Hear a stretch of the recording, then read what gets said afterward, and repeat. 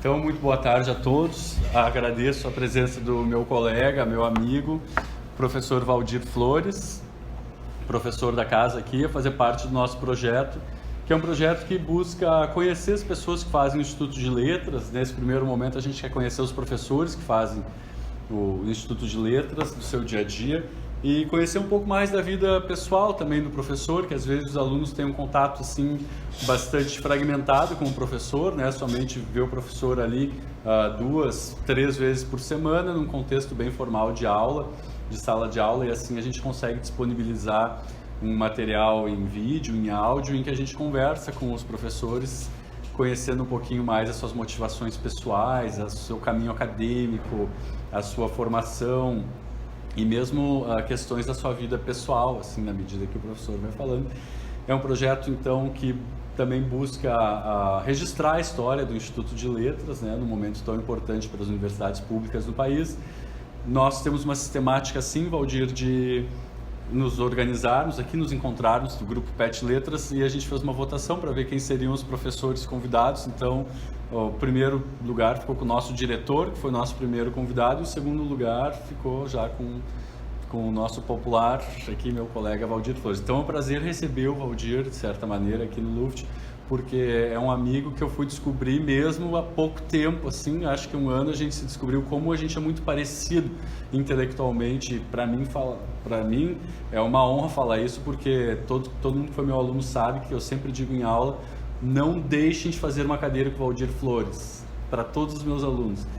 E eu sempre digo, se tem algum professor diferenciado aqui, né, eu sempre elogio o Sérgio, alguns outros, e o Valdir também está sempre nessa lista. Então, quando eu me descobri assim que eu sou mais ou menos parecido com o Valdir, eu fiquei assim com uma grata surpresa, assim, foi muito bom. E vou conversar um pouquinho sobre ti agora, Valdir. Tá, é um prazer estar aqui, é um prazer ouvir as perguntas de vocês. Acho que esse é um projeto muito bonito que vocês estão desenvolvendo, é um projeto importante para a memória do Instituto, para a memória da universidade. Realmente vocês estão de parabéns, porque é um projeto necessário na atualidade. E eu quero dizer também que é uma alegria estar aqui pelo Gabriel também, porque o Gabriel é um amigo de bastante tempo, não é só de pouco tempo, é de bastante tempo. É um amigo de muito tempo e que eu tenho trabalhado muito nos últimos tempos. E realmente nos descobrimos muito parecidos no jeito de pensar a linguística, o jeito de pensar o ensino da linguística, o jeito de pensar a teoria linguística. Então, isso é muito difícil encontrar no meio acadêmico.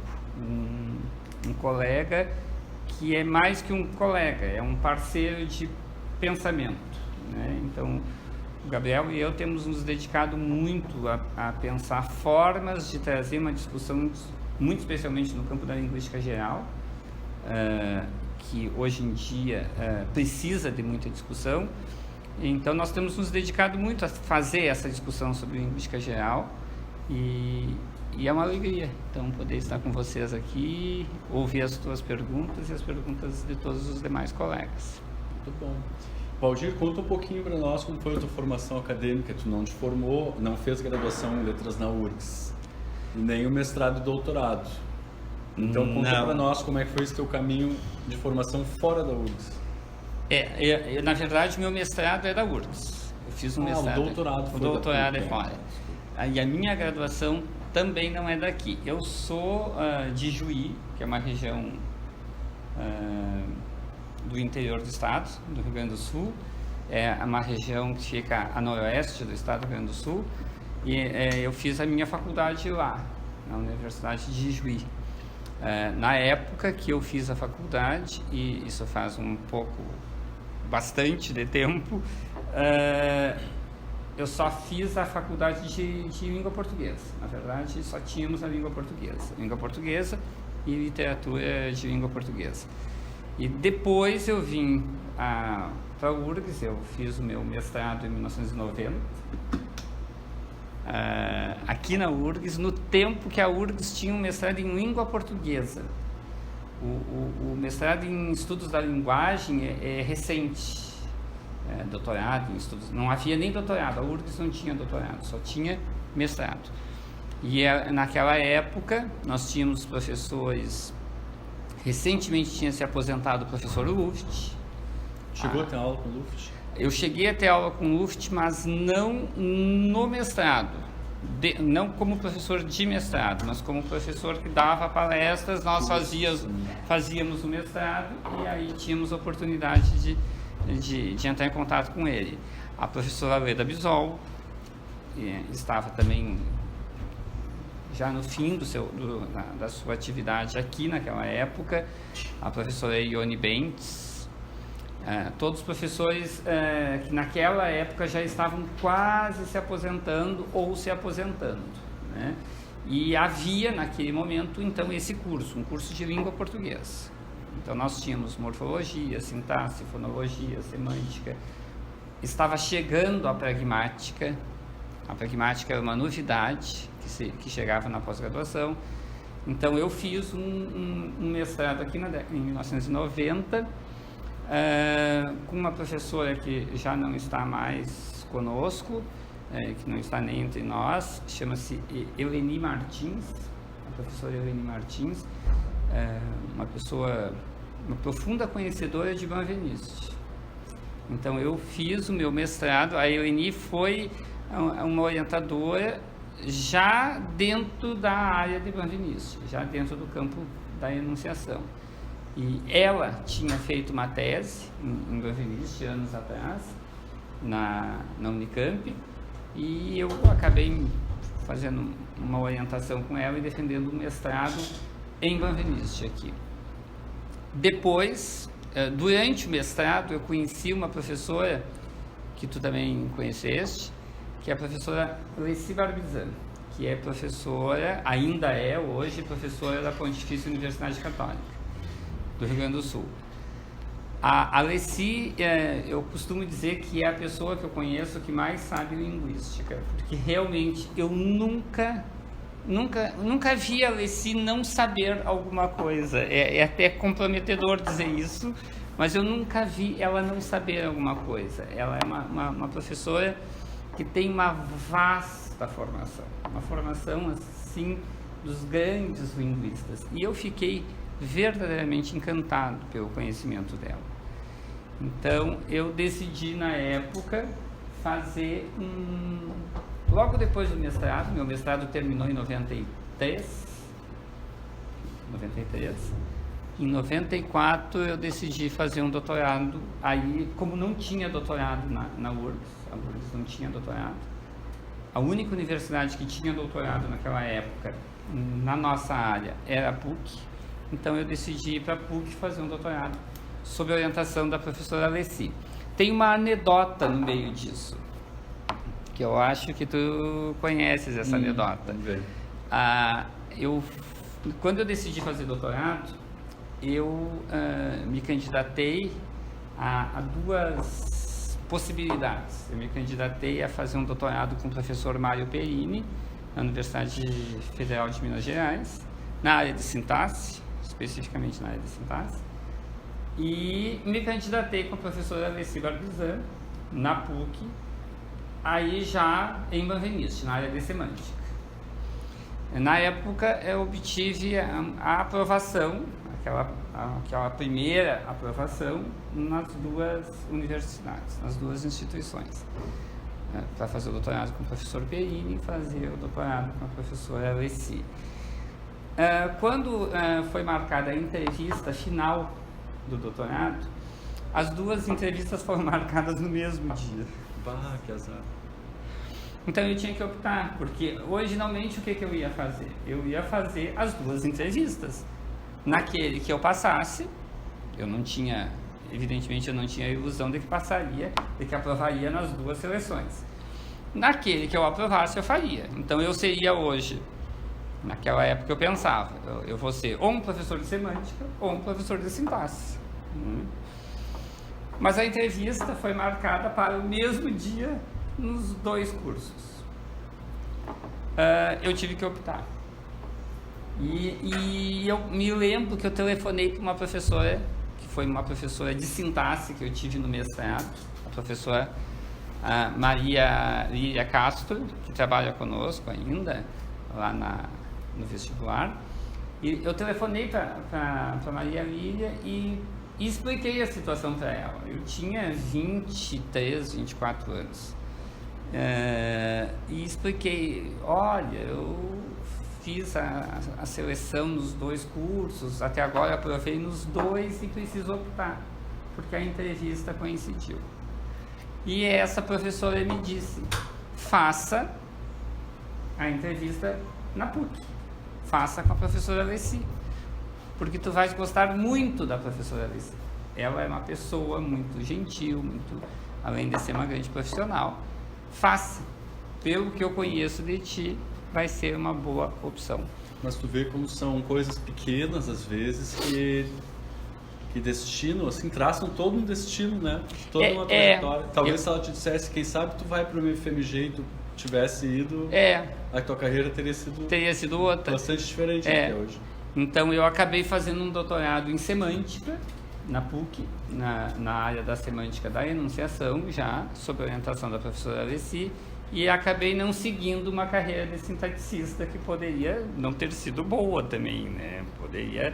E o mais interessante é que depois, quando eu fiz concurso aqui, abri um concurso, que é o concurso que eu fiz, que se chamava, naquela época, Sintaxe Semântica da Língua Portuguesa.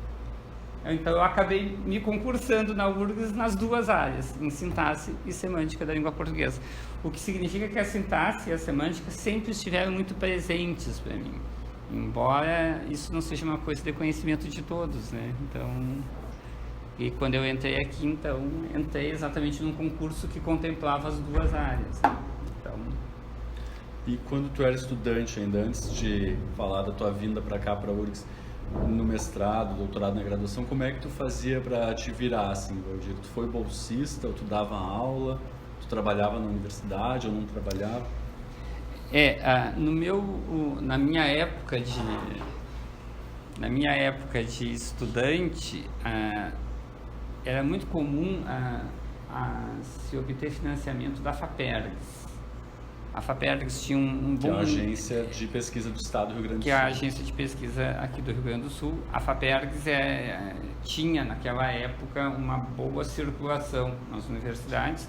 Ainda hoje tem, mas hoje em dia temos o CNPq, temos outras instituições que também financiam a iniciação científica na universidade.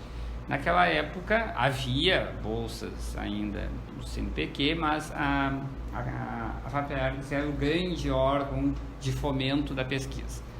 Então eu tive durante a graduação uma bolsa da FAPERGS. E trabalhava com pesquisa? Eu trabalhava com pesquisa e eu trabalhava...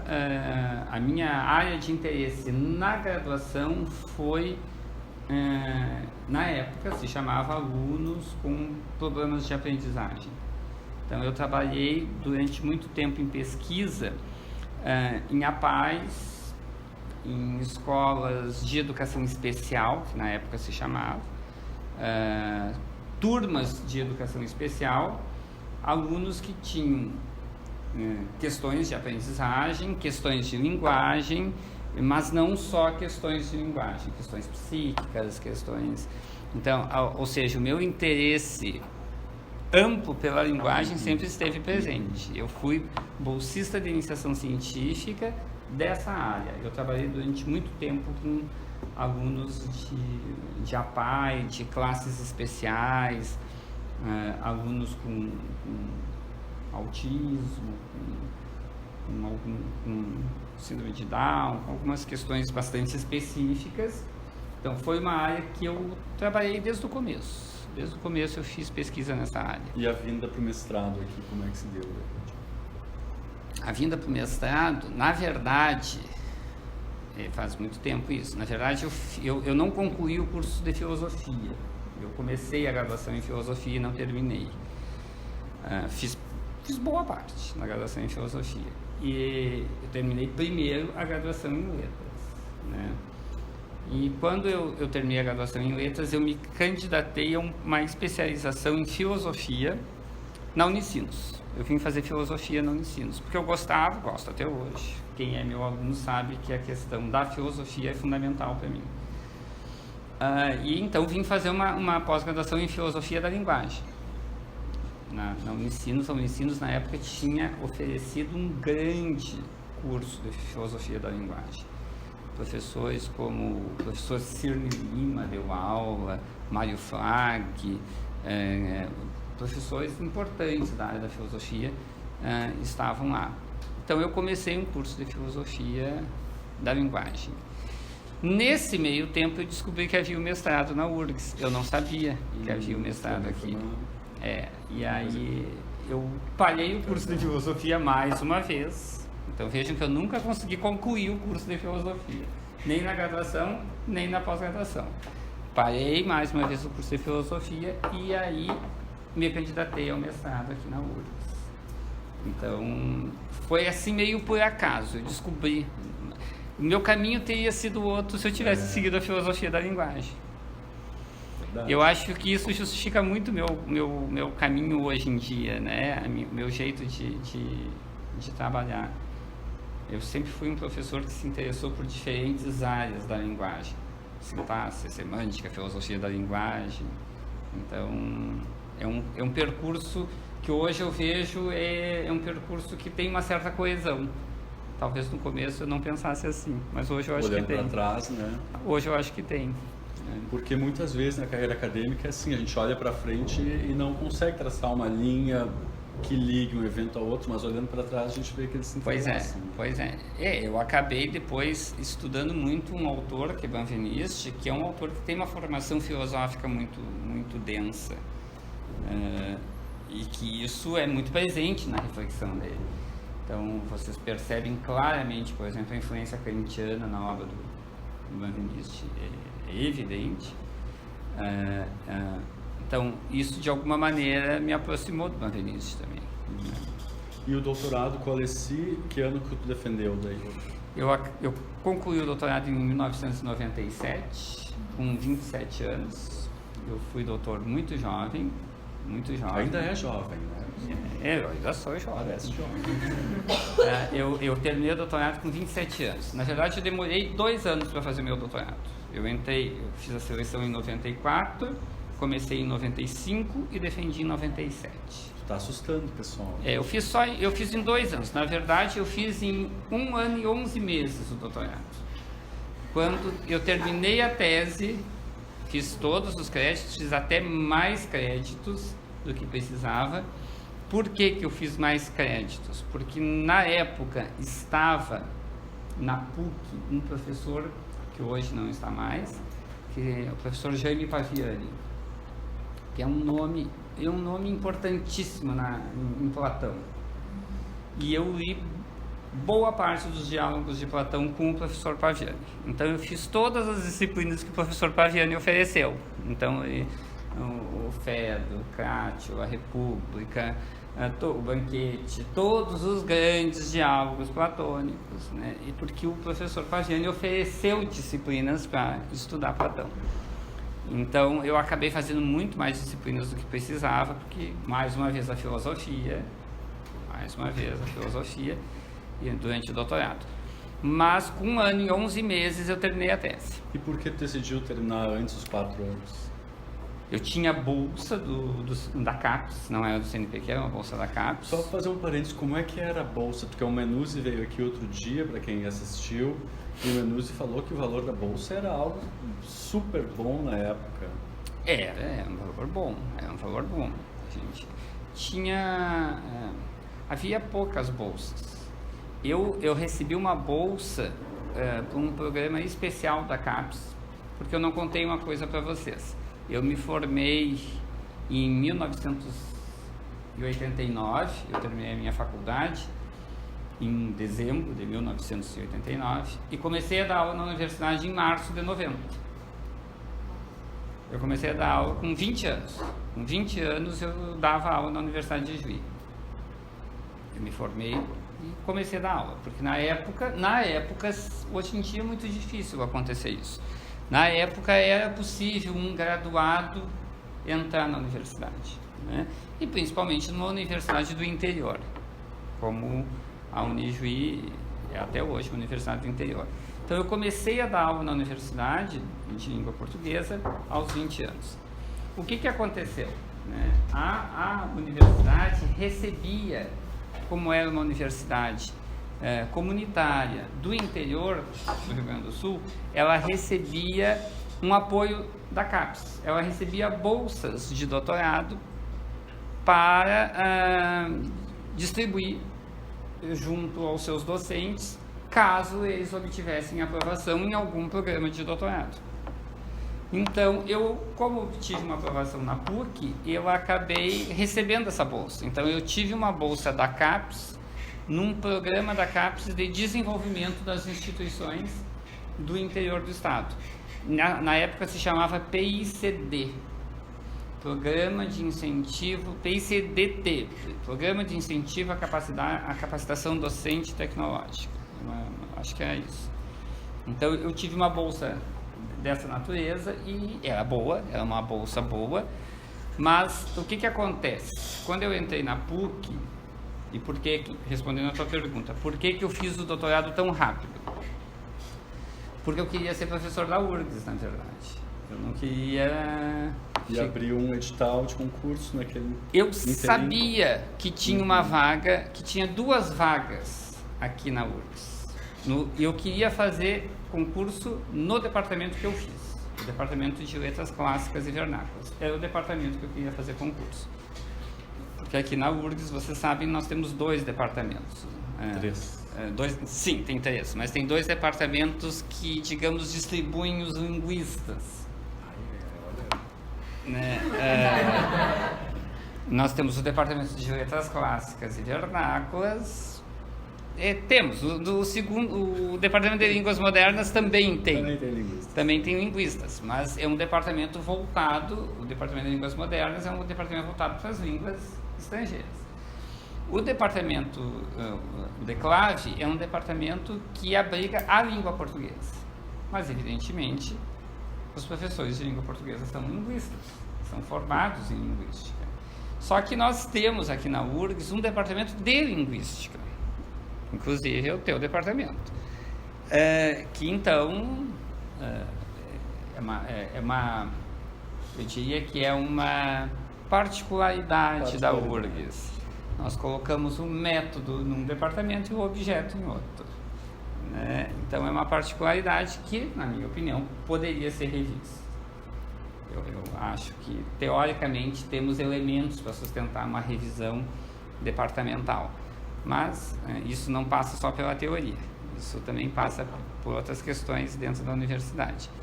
Bom, então eu queria fazer concurso na URGS e queria fazer concurso no departamento de língua portuguesa. E eu sabia que nós teríamos 2 concursos. Um concurso para a área de leitura e produção textual e um concurso para a sintaxe semântica do português. Eu sabia, as pessoas comentavam, bom. E efetivamente eu tinha que ser doutor para fazer o concurso. Então eu precisava terminar rápido o meu doutorado, motivo pelo qual em 1 ano e 11 meses eu terminei o doutorado. Procurei na época a professora Regina Zilberman, que é coordenadora do pós-graduação da PUC, e disse para ela: terminei a tese, preciso defender. E ela te deu um abraço. Não, ela me disse: não existe doutorado no Brasil com menos de 2 anos. Tu não podes defender. Aí eu disse: o que eu faço? Espere 1 mês e entre com pedido novamente. Sim, porque era 1 ano e 11 meses, 1 ano e 12 meses, são 24 meses. Então eu esperei mais 1 mês e entrei novamente com um pedido de defesa de tese. E 1 mês depois eu defendi. Então eu fiz meu doutorado em 2 anos e 1 mês, assim, porque eu precisava voltar para a Unijuí, trabalhar na Unijuí o tempo que eu tinha recebido bolsa, para poder, de certa maneira, pagar o auxílio que eu recebi da universidade, e ainda tinha que fazer o concurso aqui. Então, tinha que ser rápido mesmo, como efetivamente eu fiz. Eu voltei, trabalhei 1 ano e meio na Unijuí e em 98 eu entrei aqui. Fiz o concurso em 97, fiz o concurso no início de 98 e entrei em agosto de 98 aqui. Legal. Na área de sintaxe e semântica do português.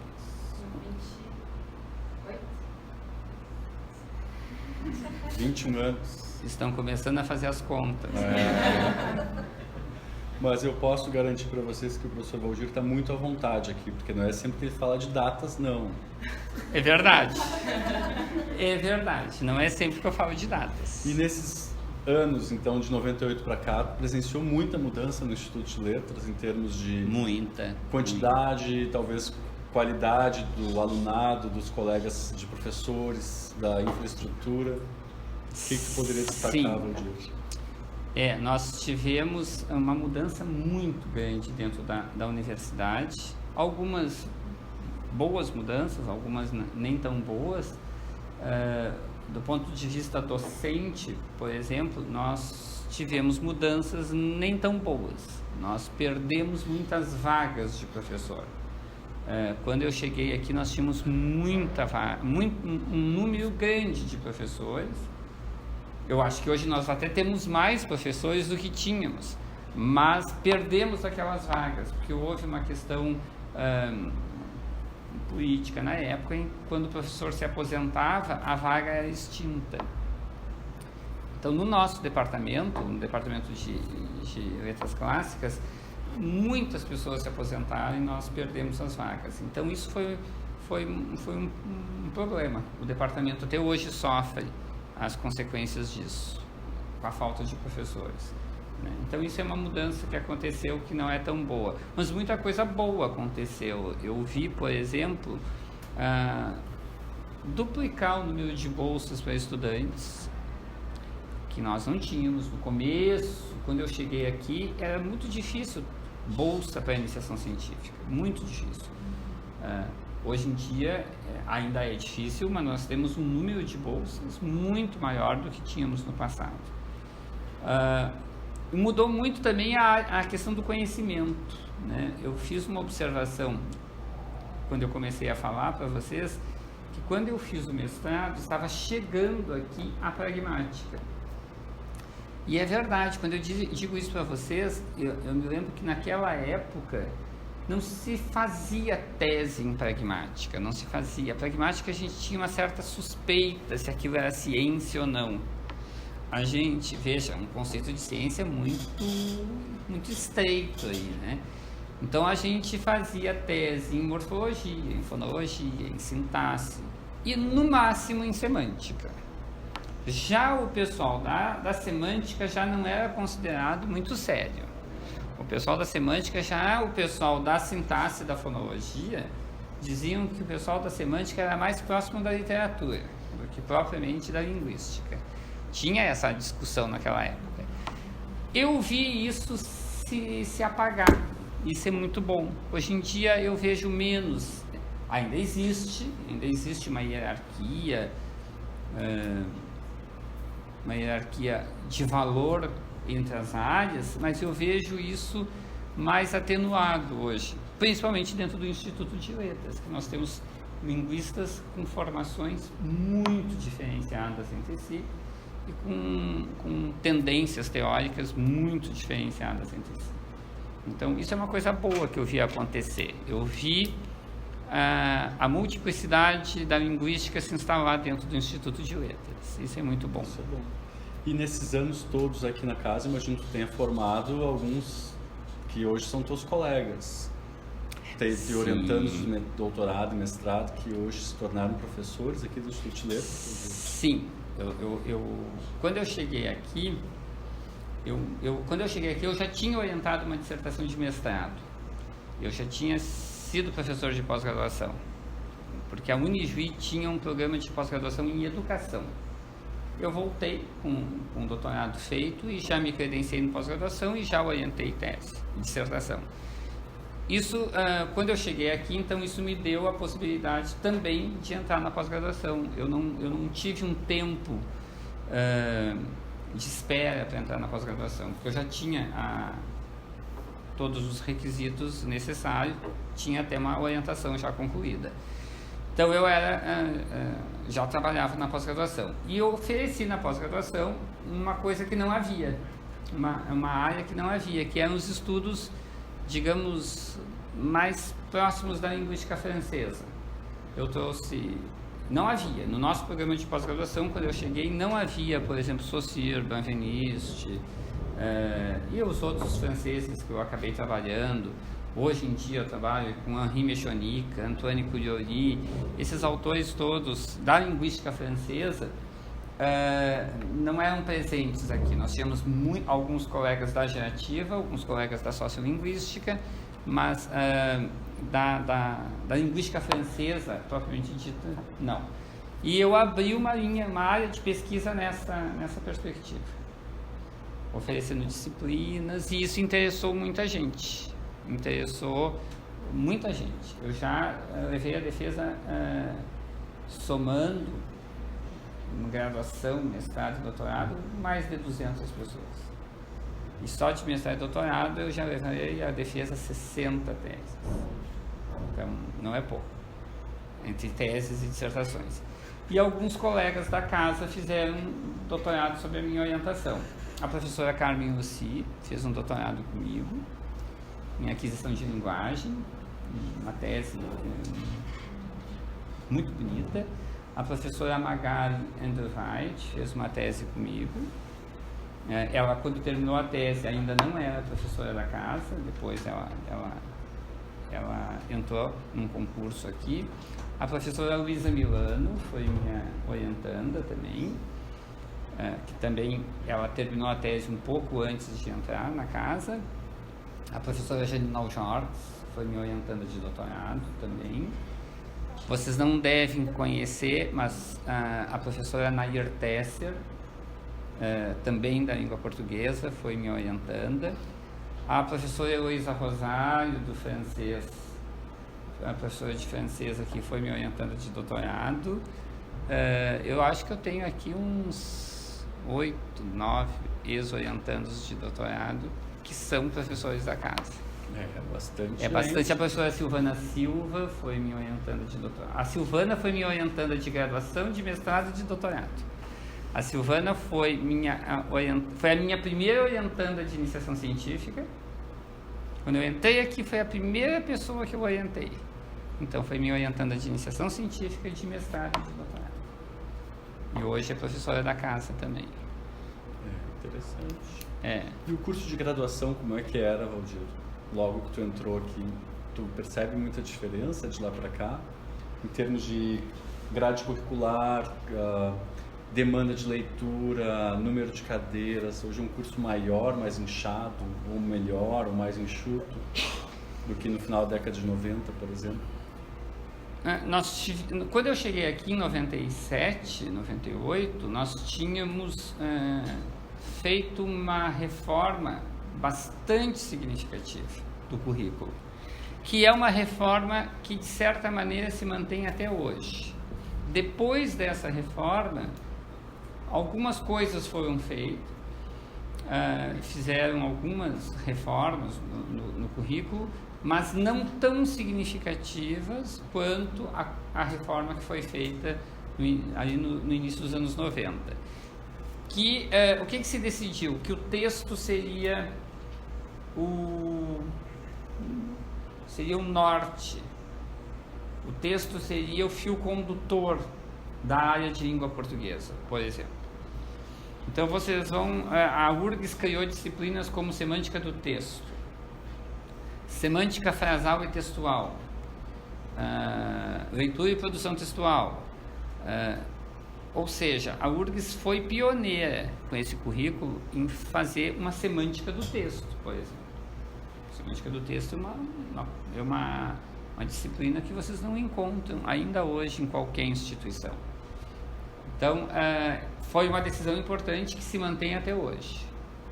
No meu departamento, o texto é o centro. Eu não trabalho com a área de texto especificamente, mas eu percebo que é o centro do currículo. Tudo converge para essa ideia de texto. Nós tínhamos aqui professores que defendiam com muita veemência isso. Eu me lembro da professora Fredendursky defendendo isso com muita veemência. Acredito que na linguística alguns eixos também foram estabelecidos naquela época que se mantêm até hoje, principalmente a ideia de dar ao aluno a base da linguística, os conceitos básicos de linguística, o fundamento dos grandes modelos de análise linguística. Me parece que isso se mantém até hoje, mesmo com pequenas reformas curriculares. Então, eu vi muita coisa se alterar, mas muita coisa não se alterou. E eu acho que isso é positivo, porque o nosso currículo é um currículo importante hoje dentro do Brasil. Acho que ele não é um currículo, evidentemente, exige mudanças, mas ele é um currículo importante, é um currículo que dá uma formação sólida para o aluno. Eu não sei se nós, numa próxima reforma curricular, vamos alterar significativamente esses elementos que são base do currículo. Eu creio que não. Eu acho que no meu departamento essas coisas vão se manter, creio que no departamento de linguística também. Eu consigo falar pouco do departamento de línguas modernas, mas talvez aí alguma alteração mais significativa tenha acontecido. Sim, sempre tem alguma mudança, né, para acompanhar o momento também, né? Acho que sim. E fala um pouquinho sobre a tua produção bibliográfica, assim, Valdir. Tu já publicou alguns livros e nós dois estamos trabalhando em novas publicações. Então, conta um pouquinho de um ou dois que te marcaram e dos que estão por vir. Novas publicações, Gabriel e eu estamos com 3 ou 4 livros em andamento. Então, novas, são muitas novas. Olha, eu publiquei bastante, né? Eu acho que eu publiquei bastante. Tem algum livro que te chama mais atenção, assim? É mais o teu... Bastante não quer dizer que tenha sido tudo importante. Tem coisas que a gente não dá importância, né? Bom, eu tenho um livro que eu gosto muito. É um livro muito pequenininho que eu publiquei em 2005, que se chama Introdução à Linguística da Enunciação. Eu acho que ele é um livro bem importante. Introdução à Linguística da Enunciação. Ele está publicado pela editora Contexto e é de 2005. É um livro importante para mim e acho que teve alguma relevância no Brasil. Por quê? Porque não havia no Brasil linguística de enunciação. Não havia. Isso é uma coisa que não havia. Quando eu fiz a tese de doutorado, que foi uma tese em Banveniste, já não se falava em enunciação como uma linguística, como um campo específico de pesquisa. O que nós tínhamos no Brasil? Nós tínhamos a enunciação estudada dentro da análise do discurso, dentro da linguística do texto ou dentro da pragmática. Nós tínhamos estudos enunciativos dentro de outros campos do conhecimento. Por quê? Porque nós não tínhamos trazido para o Brasil a linguística da enunciação. A gente trouxe para o Brasil um artigo, 2 artigos, um artigo de Banveniste.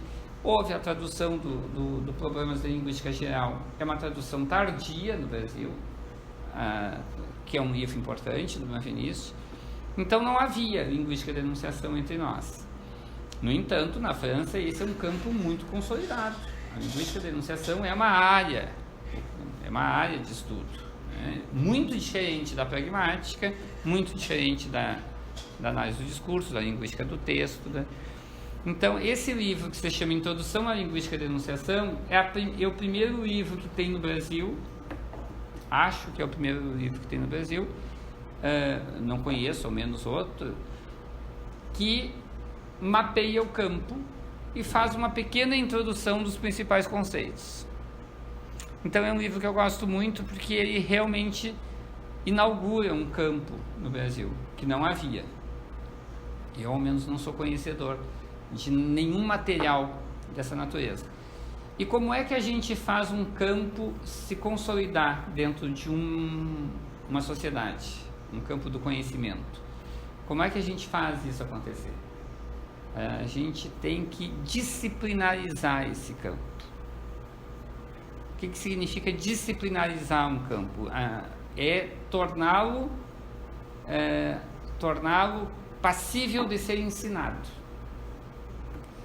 Então, havia tudo por fazer no Brasil no final dos anos 90 e início dos anos 2000. O que nós tínhamos que fazer? Nós tínhamos que disciplinarizar o campo.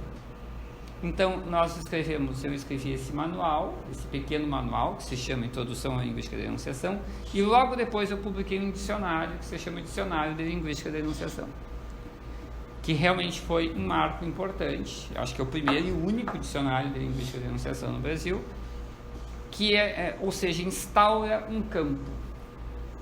Isso é muito importante. Eu orientei uma dissertação de mestrado, na época, da professora Lia Cremonesi, em que a Lia fazia um levantamento do uso da enunciação pela Associação Brasileira de Linguística, pela Associação Nacional de Programas de Pós-Graduação em Letras, pela Abralim e pela Ampol, pelo CELSUL, que é uma associação importante de linguística do sul do Brasil, pelo GEL, que é um grupo de estudos linguísticos de São Paulo, e ela fez um levantamento muito detalhado e ela concluiu que não havia linguística de enunciação nas instituições brasileiras. Hoje é muito fácil, vocês vão a um congresso, tem linguística de enunciação. Então, ou seja, existe a área hoje no Brasil. E eu acho que esse dicionário e esse manual, ambos contribuíram para isso. Eu gosto muito do dicionário e do manual. Porque eles disciplinarizaram o campo no Brasil. É verdade. É muito interessante, eu recebi uma vez um depoimento de um colega, quando saiu esse pequeno livro, Introdução à Linguística da Enunciação, um colega aqui da casa. Ele chegou para mim e me disse que tinha comprado o livro e tinha lido o livro. E disse, eu gostei muito de saber que enunciação não é discurso, que enunciação não é texto. Eu não sabia que tinha essa diferença. E eu não sabia que tinha tantos estudos em enunciação e que é uma coisa tão diferente de texto e de discurso. Eu disse sim, é outro objeto, é outro campo, é outra área. Vejam que na época não tinha nem essa distinção feita no Brasil, né? Então foi necessário. Foi necessário. Então eu gosto desses dois livros porque eu acho que eles criaram um campo no Brasil, não sozinhos, evidentemente, mas contribuíram para criar. Contribuíram para criar. Gosto muito desse material. Boa. E sobre a experiência docente aqui, Valdir, tu tem algum episódio marcante aqui no Instituto de Letras que tu lembra com carinho ou com graça, que aconteceu de inusitado? Tem muita coisa que aconteceu, porque afinal de contas, eu sou professor de Mas acontecem coisas inusitadas aqui no Instituto de Letras? Acontecem coisas muito inusitadas no Instituto de Letras, acontece. Eu sou professor de visão crítica da gramática, vocês sabem disso, que é uma disciplina crítica, muito crítica da gramática. Ela é uma disciplina que faz o aluno repensar o ensino de língua pelo viés, repensar a gramatiquice do ensino de língua. Uma vez eu fui convidado para falar num evento que a URGS organizou sobre vestibular. E redação de vestibular, especificamente. Eu fui convidado. E me foi encomendada uma palestra, uma manifestação sobre um tópico. Foi encomendada. As organizadoras do evento disseram: nós gostaríamos que tu escrevesses e que tu falasse algo dessa natureza. Bom, o que foi encomendado? Que eu fizesse um levantamento do ponto de vista gramatical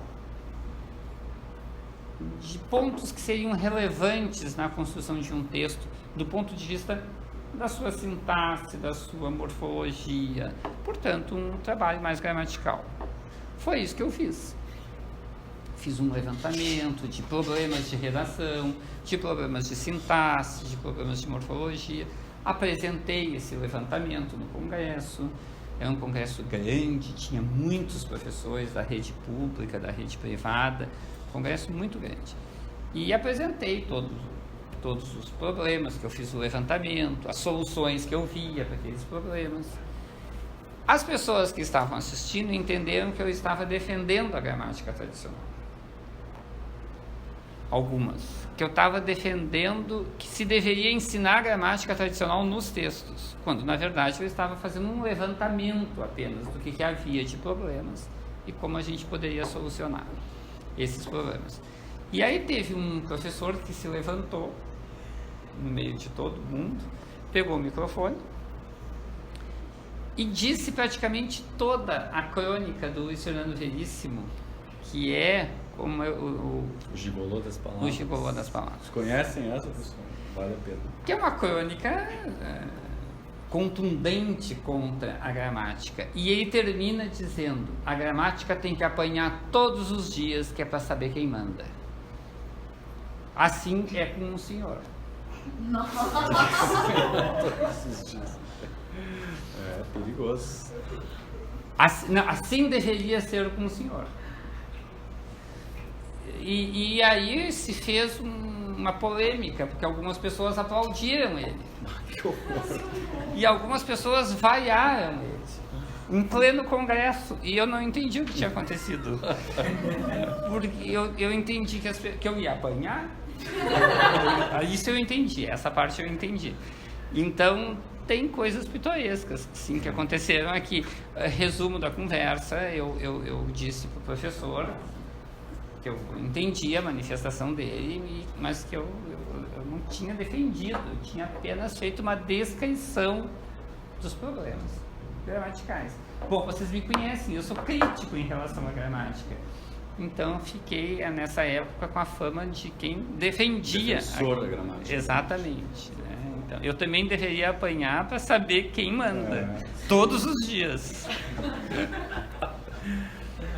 E em sala de aula, assim, já aconteceu algum momento na relação professor e aluno que te foi marcante? Sim. Eu adoro meus alunos, né? Eu sou apaixonado pelos meus alunos. Eu adoro meus alunos. Eu tenho momentos marcantes todos os dias com eles. Todos os dias. Eu gosto muito de aluno. Quem é meu aluno sabe que eu gosto de aluno. Eu não saberia fazer outra coisa da minha vida. Eu realmente não saberia fazer outra coisa. Eu gosto de aluno falando, gosto de aluno perguntando. Acho que todas as perguntas são boas. Nunca tive um aluno que tenha feito uma pergunta que não fosse boa. Sempre tive perguntas boas, né? Perguntas com as quais eu pude trabalhar na sala de aula, trazer alguma coisa. Evidentemente, os alunos estão em diferentes níveis e fazem diferentes perguntas, né? Cabe ao professor incluir essa pergunta dentro daquilo que ele está trabalhando, né? Então, eu tive grandes momentos e tenho até hoje com os meus alunos. Eu tenho aluno que vem me dizer que mudou o jeito de pensar por causa de alguma aula, ou porque se apaixonou por algum linguista, ou porque se apaixonou por alguma teoria. Ou por ti. Também. Vejam, eu durante muitos anos tive fama de ser um matosiano, de ser porque eu gosto muito da reflexão do Matoso, gosto muito, acho que muito mesmo, acho que é um linguista que nós não podemos esquecer. E eu dei muita aula de Matoso, bastante mesmo. Então, e os alunos assim gostavam de Matoso por causa disso. Então, isso é uma experiência, porque é um linguista difícil de ler. Até hoje, nas minhas turmas de estudos linguísticos 1, às vezes as pessoas levantam a mão e dizem, não, porque o professor Valdir disse que o Matoso falou isso sobre as classes de palavras. Eu hoje em dia falo menos, porque tem o Gabriel, tem pessoas que têm mais condições que eu para falar da reflexão dele. Mas ele é um linguista importante, né? É um linguista importante. Então, já vi muita gente dizendo que tinha se apaixonado por Matoso. Então, então acho que isso é bom. Nós temos um trabalho envolvendo Matoso em comum. Nós temos. Conta um pouquinho. O Matoso escreveu uma introdução, ele escreveu em inglês uma história da linguística. É uma história da linguística que vem até a década de 50, mas é um livro muito, muito, muito importante. Chama-se História da Linguística, na verdade é um curso que o Matoso deu no exterior, foi um curso que o Matoso deu em inglês, e ele, pelo que se sabe, o manuscrito original desse material está em inglês. Esse material foi traduzido e foi publicado no Brasil pela editora Vozes. E até hoje essa é uma introdução, é uma história da linguística importante que nós temos no Brasil. Eu acho que uma das primeiras histórias da linguística. E se vocês entram em contato com esse livro, vocês ficam encantados com o que tem de informação. Eu não sei como o Matoso, naquela época, sem o Google, sem a internet, conseguiu reunir aquela quantidade de informações.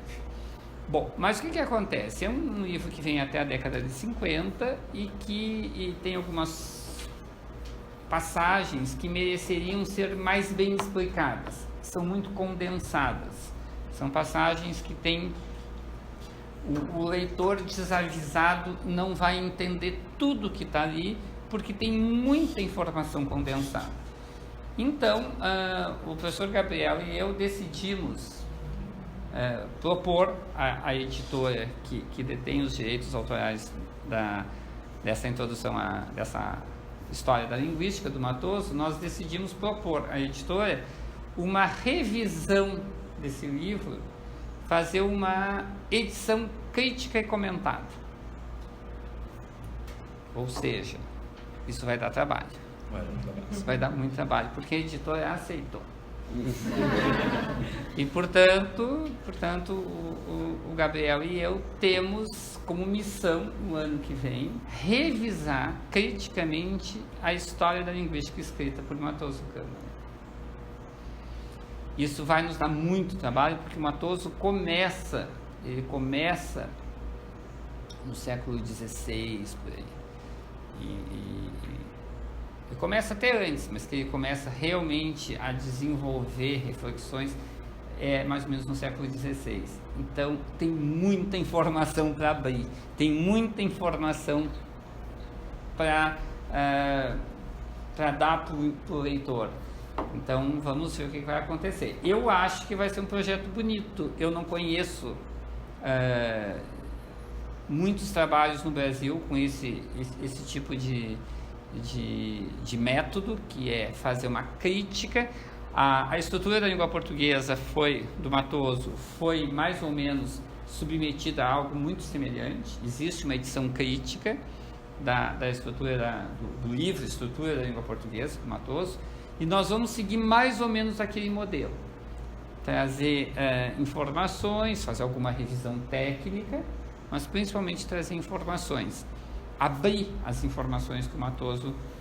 a minha inspiração, na verdade, é a edição crítica do curso de Linguística Geral, feita por Túlio de Mauro, que é o que eu tenho na minha cabeça, e eu acho que pode nos guiar bastante ali. É um projeto de grande envergadura que nós dois vamos ter que enfrentar, e vamos ver se vai dar certo. Isso aí, vai. E por falar em livros, Valdir, nos conta assim um livro que foi marcante na tua vida. Não necessariamente de linguística, depois eu vou te perguntar um de linguística. Um livro que foi marcante... Uma narrativa, um livro de poemas que te foi marcante. Quem foi meu aluno ouve isso sempre. Né? Quem é meu aluno ouve isso. Eu acho que não pode sair do curso de letras, não pode, é proibido, sem ter tido a experiência com o Grande Sertão Veredas. É um livro que eu li muitas vezes, e sempre que eu volto ao livro é surpreendente. É o teu clássico. É o meu clássico. E eu acho que é a obra do Machado. A obra do Machado, ela tem que ser lida e relida a obra de contos, de romance, não pode... vocês vejam, tem alguns livros do Machado que eu li 8 vezes e que eu volto ainda. Eu nunca fui um bom professor de literatura. Uma vez eu tentei dar aula de Machado, foi horrível. Foi horrível. Machado não merecia a minha aula. Mas eu acho que eu sou um bom leitor de literatura, não um bom professor. Eu gosto de ler literatura. Mas eu acho que é uma experiência por motivos diferentes, muito diferentes. São 2 experiências importantes para o aluno. O Grande Sertão. O Grande Sertão Veredas é uma experiência, é uma experiência. Uma vez eu li o Grande Sertão, muitos anos atrás, hoje em dia a professora Luísa, eu acho que faz esse trabalho também, eu li em voz alta. Porque ele é um livro que requer um pouco de voz, né? Um pouco de oralidade. Mas li em voz alta, li em voz baixa, li sem voz nenhuma, já li de várias maneiras. Tem várias edições da obra. É uma obra que vocês não podem deixar de ter a experiência. É uma experiência ler o Grande Sertão. Então, é meu clássico. E um livro importante de linguística na tua formação que te marcou, assim, né? Tipo, isso é linguística, isso me inspira a fazer linguística. Provavelmente algum do Benveniste, o curso de linguística geral te diz muito, né? Algum do Matoso, mas tem algum especial que te vem à memória? Tem. Tem mais de um. Né? Eu acho que o curso de linguística geral está nessa lista patamar, aí, nesse patamar. É um livro que tem que ser lido do começo ao fim, o curso de linguística geral. Mas não é o livro que me apaixonou, num primeiro momento, não. Eu acho que o curso de linguística geral deve ser lido do começo ao fim, porque ele é um livro muito importante. Ele é a certidão de nascimento da linguística. Toda a linguística depende daquele livro, de certa maneira, para o bem e para o mal. Toda a linguística do século XX é a favor ou contra aquele livro. Não tem como vocês ignorarem. O aluno de letras não pode ignorar o curso de linguística geral. Mas não é o livro que me encantou. Eu acho que o livro que me encantou foi o Problemas da Linguística Geral do Benveniste. Quando eu li a primeira vez, o volume 1, eu li pela primeira vez. Foi o primeiro livro dele que eu li. É uma coisa encantadora. O texto do Benveniste é um texto encantador. Como é possível que alguém escreva daquele jeito?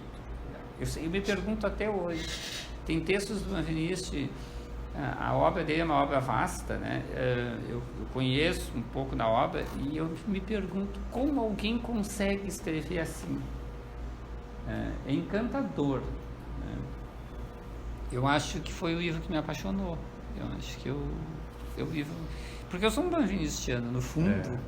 No raso também, eu acho. Bem no raso, assim. Eu sou um benvenistiano.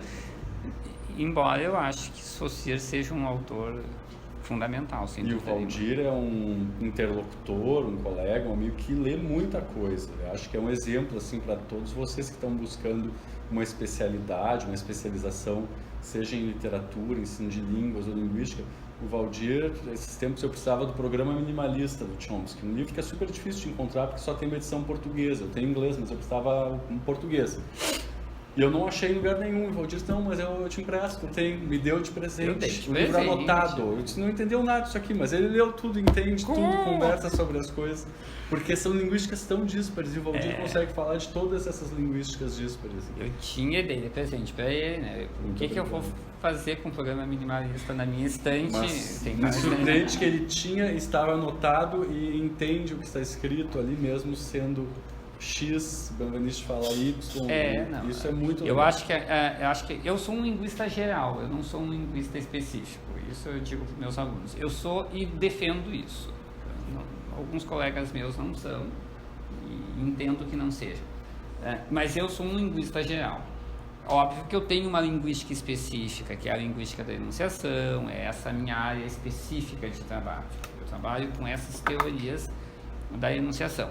Mas eu preservo em mim a ideia do linguista geral, a ideia de Benveniste, a ideia de Saussure. Eu preservo em mim a ideia de que um linguista tem que saber falar de questões que são transversais à linguística. Não só da sua teoria, mas são questões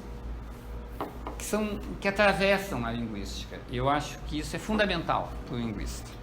Talvez esse pensamento do Valdir se reflita no livro mais recente dele, que é Problemas Gerais de Linguística, em que justamente, né, Valdir, tu pega temas assim que são transversais a todo estudo da linguagem, como questões envolvendo tradução, questões envolvendo aquisição da linguagem e tantos outros, né, que devem ser levados em consideração no estudo da linguagem. Uma propaganda boa. Mas, Valdir, deixa eu te perguntar aqui, qual é o recado que tu teria assim, para um bicho de letras que está no seu primeiro semestre, no seu primeiro ano?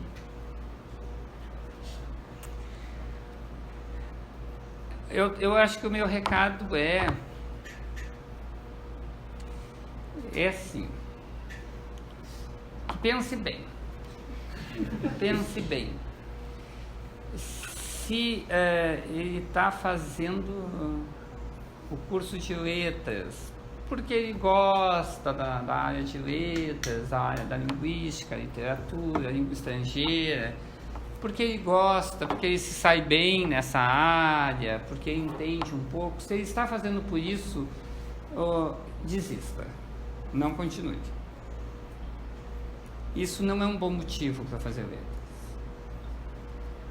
Agora, se não sabe fazer outra coisa, se não sabe pensar noutra coisa, para o seu futuro, para a sua vida, se ficar sem falar sobre aquele assunto dói, continue. Eu sou assim. Bom recado. E qual recado tu daria para um formando em letras que está deixando a academia para trás, pelo menos a graduação, e está entrando no mercado de trabalho ou buscando um pós-graduação, enfim, que está vendo assim, se despedindo da graduação em letras? Que não deixe de estudar, que não se deixe invadir pelo cotidiano, que não deixe, não sei, porque todos nós trabalhamos muito. Eu trabalho, o Gabriel trabalha, vocês trabalham, todos nós trabalhamos muito, mas isso não pode nos invadir. Isso não pode nos desviar do principal, que é gostar da linguagem, é gostar do aluno. Uma vez um colega meu foi irônico comigo, não foi um elogio, foi uma ironia. Ele disse: tu ainda é do tipo que fica te emocionando com o olhinho brilhando de aluno, isso não existe mais. Eu fiquei com pena do colega. Como não se emocionar com o olhinho brilhando do aluno, né? Então, isso não dá pra gente ficar sem. Então, eu acho que se eu posso dar um conselho para os futuros professores, é que sejam professores. Sejam professores. Não deixem de ser professores. Porque eu sou um professor. Houve uma pequena anedota. Eu trabalhei durante muitos anos com a psicanálise. Muitos anos. Eu tenho uma formação psicanalítica de muitos anos, de 20 anos. De estudo da obra do Lacan, e muito especialmente da obra lacaniana. Motivo pelo qual a psicologia uma vez abriu um processo, a psicologia aqui da URGS, pedindo a minha transferência para lá. Sim. Eu recebi o processo aqui, na época o diretor era o professor Arcanjo. O professor Arcanjo me chamou na sala dele, na direção, e disse: olha, chegou um processo aqui, que eles estão mandando uma vaca para cá se tu fores transferido para psicologia. Né? Eu até considerei na época a hipótese de dar aula na psicologia, porque eu tenho esse viés, que é uma questão que eu não comentei com vocês, mas eu tenho um forte vínculo com a psicanálise. E que é uma outra formação minha. Mas aí eu pensei, eu sou professor de língua portuguesa. Eu sou professor de português, não é outra coisa, é isso que eu sei fazer. Aí eu disse que não iria, e aí tivemos que arquivar o processo. Que bom para nós. Aí arquivamos o processo. Então, que bom. Valdir, muito obrigado. Eu acho que sua frase, assim, porque eu sou professor, fecha com chave de ouro a conversa. Eu que agradeço, é uma alegria ter vindo aqui. Muito obrigado.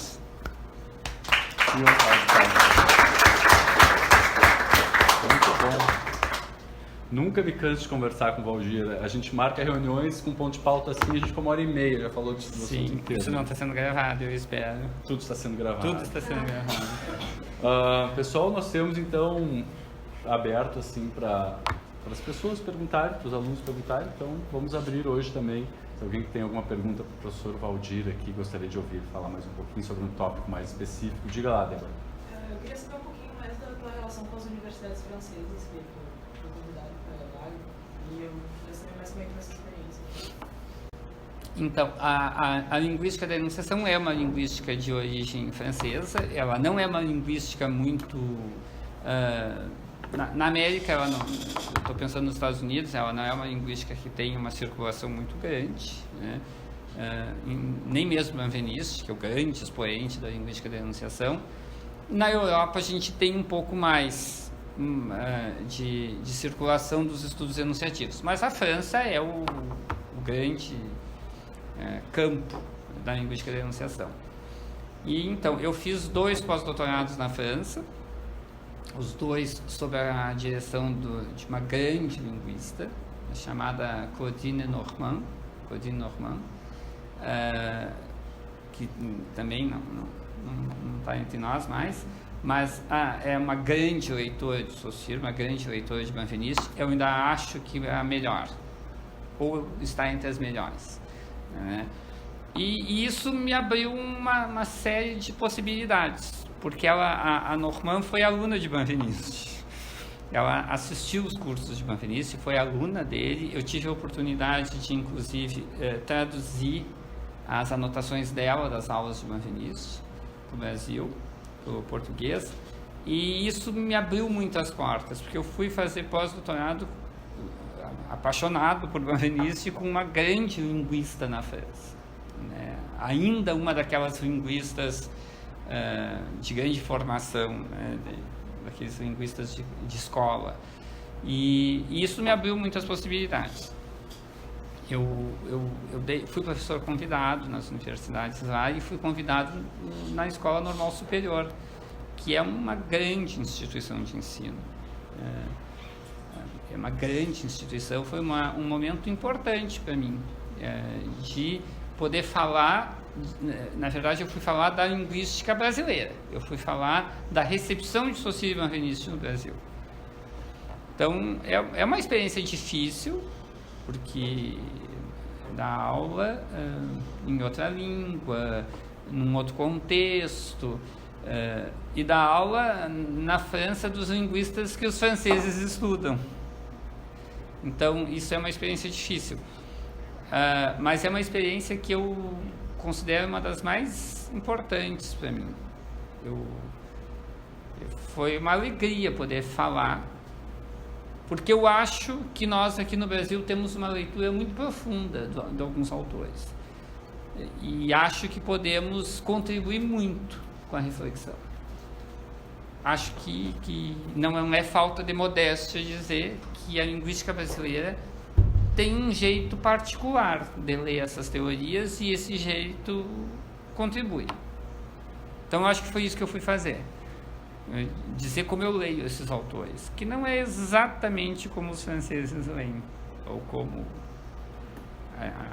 a linguística francesa lê, né? Foi uma experiência, mais de uma vez eu dei aula lá e fiz parte de alguns eventos. Foi uma experiência boa. É mais um conselho.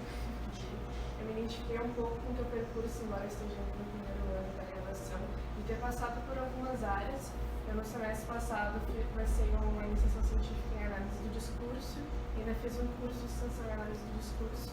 esse semestre eu estava começando na fonética e fonologia, mas agora eu me apaixonei por novo início a partir da aula de visão crítica da gramática. E aí eu queria saber se tu acha que esse fato de estar perambulando por áreas não é só uma insegurança, uma incerteza, mas pode ser também pode ser proveitoso para a minha formação depois. É fundamental para a formação. O bom profissional, essa é uma opinião muito pessoal minha, não significa que isso possa ser considerado por outras pessoas. Para mim, o bom profissional da nossa área é aquele que consegue circular na área. Tem autores que nós não podemos deixar de ler. Nós não podemos deixar de ler Chomsky, não podemos deixar de ler Labrosse, não podemos deixar de ler Halliday, não podemos deixar de ler Elmislev, Martinet. São autores, o grande Jacobson, são autores que já disseram quase tudo. Então, não tem como evitar isso. Se a gente quer ensinar e quer aprender, não tem como evitar passar pelos grandes autores. Então, eu acho que passar pelas diferentes áreas, eu também tive meu percurso nessas outras áreas. Eu dei um depoimento aqui em que eu me candidatei a um doutorado em sintaxe. O Valdir já deu aula de morfologia. Eu, durante 12 anos, dei aula de morfologia aqui. Está escrevendo um livro que trata de fonética, fonologia. Estamos também. escrevendo um livro juntos, a professora Elisa, o professor Gabriel e eu estamos escrevendo um livro juntos, agora mais um projeto juntos, que é um projeto que passa por diferentes campos da linguística. Isso está exigindo de nós a leitura de coisas muito diferentes. Então, é evidente que a pesquisa tem que ser feita em área específica. Não há nenhuma dúvida. A pesquisa tem que ser feita em área específica. O conhecimento não pode ser restrito à área específica. São coisas diferentes. Elas se complementam, mas não são a mesma coisa. Então, é óbvio que quando tu fores fazer uma pesquisa, tu vais eleger um objeto, métodos muito específicos. No entanto, o conhecimento exige que se possa transitar em diferentes campos. Não só da linguística, mas do conhecimento. Eu falei um pouco antes da filosofia. Eu hoje em dia sou um leitor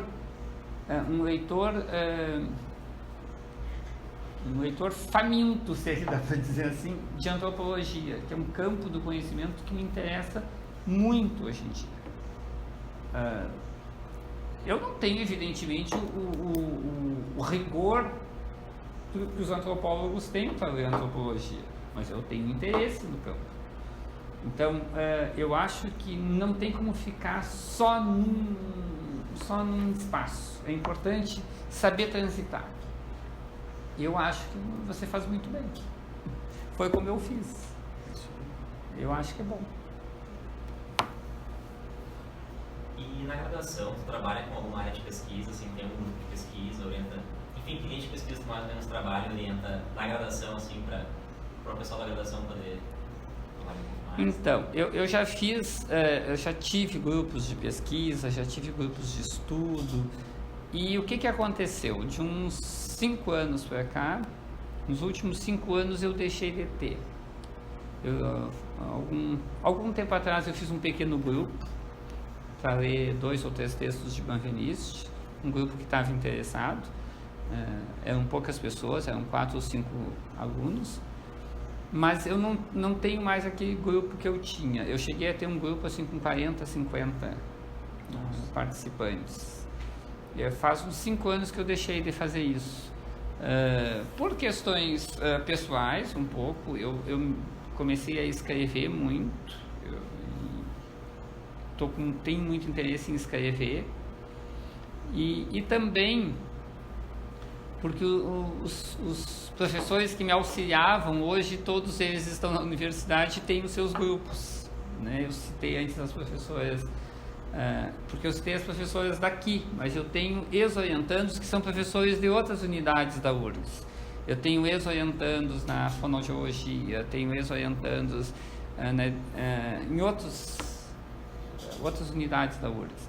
Então, essas pessoas têm os seus grupos de pesquisa, têm os seus alunos, então acabou diversificando bastante, isso é muito bom, mas também eu diria que eu fiquei um pouco cansado, né? Então, pro ano que vem, a professora Heloísa e eu vamos criar um grupo, decidimos que vamos criar em março um grupo de estudos, não vai ser nem um grupo de pesquisa, vai ser um grupo de estudos, no campo da enunciação, aí vai ser um estudo específico, né? Mas hoje, nesse momento, eu tenho os meus bolsistas de iniciação científica, mas eu não tenho um grupo grande porque eu precisava escrever esse último livro que o Gabriel falou, que é o livro mais importante para mim. Eu acho que eu não fui justo em não ter citado antes esse livro. O livro mais importante para mim, não sei se para os outros talvez não seja, para mim é esse livro que eu escrevi agora, que se chama Problemas Gerais de Linguística. Nele está muito do que eu penso da formação do linguista, então eu precisava escrever esse livro e eu demorei um pouco. É uma coisa que eu precisava fazer. O ano que vem eu acho que vai ter um grupo. Diga. Acha que é possível, que é viável, uma continuação da disciplina de visão crítica na matemática? Então, essa é uma pergunta que tem consequências, consequências ainda mais nesse momento que nós estamos pensando, revisando alguma coisa do currículo, né? Eu acredito que sim, a disciplina de visão crítica da gramática, ela está bem como ela está, né? Mas ela é uma disciplina que a gente não consegue abordar as novas gramáticas do português. O que a gente faz nessa disciplina? A gente faz uma leitura crítica da história da gramática e das grandes gramáticas tradicionais, normativas do português, evidentemente com alguma reflexão linguística de apoio, mas voltada para as grandes gramáticas, as tradicionais gramáticas brasileiras. E a disciplina eu acho que é muito bem sucedida nesse sentido. No entanto, eu acho que falta, isso é uma opinião pessoal, um outro momento que é de discussão das novas gramáticas do português. Existem novas e boas gramáticas do português. A gramática descritiva do Perini, a gramática do professor Ataliba, a gramática da professora Maria Helena de Moura Neves, duas gramáticas, a gramática do professor Marcos Banho. Tem muitas gramáticas que foram feitas no português, em função de estudos como a gramática do português falado, que nós não conseguimos contemplar com profundidade, porque a disciplina não tem espaço para isso. Então, poderíamos ter, sim, uma disciplina de uma visão crítica da gramática 2 como uma disciplina opcional. Eu não digo que ela seria uma disciplina curricular, mas opcional, os alunos que têm interesse poderiam fazer. Eu acho que isso é viável, como uma opção. E seria, inclusive, saudável, seria bom, né, para o curso, porque faz falta esse tipo de leitura. Gostaria de saber qual é a tua visão sobre a reforma do nosso currículo. E hoje mesmo na aula do professor Otero, a gente discutiu sobre a possibilidade de haver uma cadeira própria para a gramática tradicional, que no caso ele seria uma pessoa adequada para dar também, que poderia ser obrigatória para que a gente fosse para a disciplina de visão crítica da gramática, porque, e eu queria ver se você concorda comigo a respeito disso, com a educação que nós temos hoje no Brasil não é um pouco complicado, partindo do pressuposto de que todos os alunos vão entrar na graduação sabendo e manjando muito bem a gramática tradicional. Essa também é uma pergunta... Tá tudo gravado aqui. Essa também é uma pergunta complicada, porque ela tem consequências. Ela tem consequências grandes. Sim e não. Bom, a minha opinião sobre o que está acontecendo no currículo agora, a minha opinião é que nós temos necessidades que são necessidades legais que estão sendo contempladas e também é uma boa oportunidade para se revisar o que está em andamento. Eu acho que a reforma que está sendo feita, ela está sendo bem conduzida e é uma oportunidade para se fazer tanto o atendimento legal quanto uma revisão daquilo que já foi feito. Bom, agora, a tua questão específica sobre a gramática tradicional, de ter uma disciplina de gramática tradicional em um curso de letras, ela é uma questão complexa e possivelmente nós teríamos que falar muito sobre isso. Nós temos bons argumentos para defender e bons argumentos para não defender.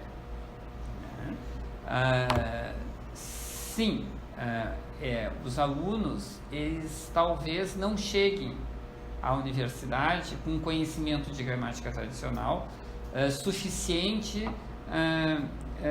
a ponto de poder fazer uma crítica. No entanto, eles chegam na universidade com o discurso tradicional completamente impregnado. Porque o ensino ainda é muito pautado pela normatização, pela gramática tradicional. Então, talvez ele não tenha conceitos, ele não tenha definições claras, mas ele sofreu o efeito do ensino tradicional. Qualquer aluno, eu acho, sofreu esse efeito de alguma maneira. Eu costumo dizer para os meus alunos que a gramática tradicional será uma companheira para a vida toda. Quem faz letras tem que saber que a gramática tradicional estará com essa pessoa sempre. Por quê? Porque é o conhecimento, digamos, mais consolidado do ponto de vista da valoração. Ele tem muito valor na sociedade. Bom, então, esse é um argumento que eu estou dizendo para não ter uma disciplina de gramática tradicional.